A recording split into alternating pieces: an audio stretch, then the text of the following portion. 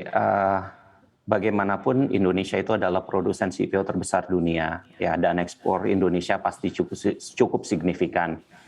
Dan, kenaikan harga dunia itu wajar karena larangan ekspor dari Indonesia membuat pasokan di pasar global itu menjadi semakin ketat.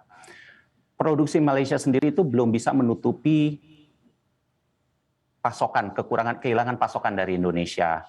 Dan untuk pengalihan ke minyak nabati yang lain di dunia, itu juga menemui kesulitan karena harga-harga minyak nabati yang lain juga cukup tinggi akibat perang di Ukraina.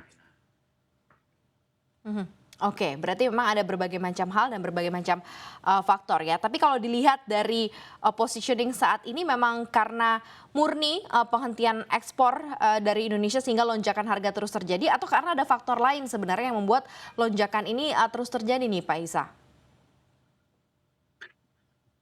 Sebenarnya kalau lonjakan itu juga, sebenarnya kita melihat harga-harga naik kan udah dari tahun lalu ya, sejak pengaruh-pengaruh Covid itu berpengaruh pada harga bahan bakar dan, ada rangkaian kejadian yang membuat harga-harga di dunia itu naik. Dan ditambah perang di Ukraina membuat pasokan minyak nabati yang lain terhambat, maka harga CPO itu juga akan terkena imbas. Mhm, jadi memang lonjakannya tidak hanya terjadi ketika kemarin ada pelarangan ekspor, tapi sebelumnya memang sudah ada kenaikan begitu ya terkait mengenai harga komoditas CPO secara keseluruhan. Nah sekarang ini kan ada pelarangan ekspor lagi nih dari Indonesia ya. Tadi juga Anda katakan bahwa Malaysia belum cukup juga untuk bisa memenuhi kebutuhan mungkin secara global. Berarti akan ada tanda-tanda juga mungkin ya ke depan ini masih akan terjadi lonjakan harga. Seperti apa Anda melihat? Mungkinkah gitu akan ada terjadi lonjakan harga lagi secara commodity price-nya nih Pak Isa?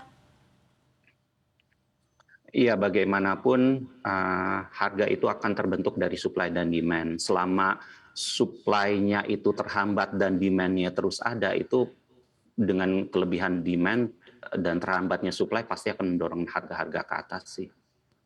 Mhm, oke, karena memang, sangat-sangat kesulitan dari kondisi, supply-nya begitu, sementara demand-nya juga cukup tinggi. Nah, Anda melihat seperti apa sih, kondisi dari krisis, minyak nabati ini ke depannya? Karena kan ada Ukraina juga sebagai salah satu produsen minyak nabati bunga matahari, rapeseed juga ya. Nah, Anda melihatnya seperti apa resiko-resiko yang ditimbulkan begitu dengan kondisi saat ini?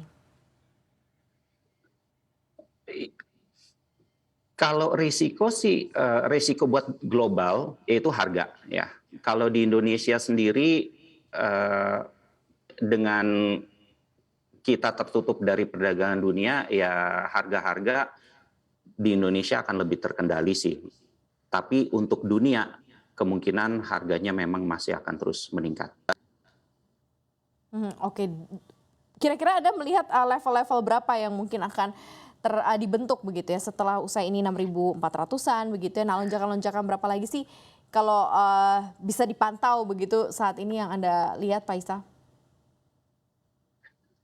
Kalau harga, eee, kita masih harus terus lihat perkembangannya, karena kita lihat perkembangan di Indonesia kebijakannya ke depan seperti apa, karena itu pasti akan berpengaruh. Membuka keran ekspor dari Indonesia itu pasti akan menurunkan harga dunia. Kalau kita terus menahan, harga-harga kemungkinan naik. Kalau soal naiknya ke berapa, itu harus kita lihat supply dan demand dunianya, Bu.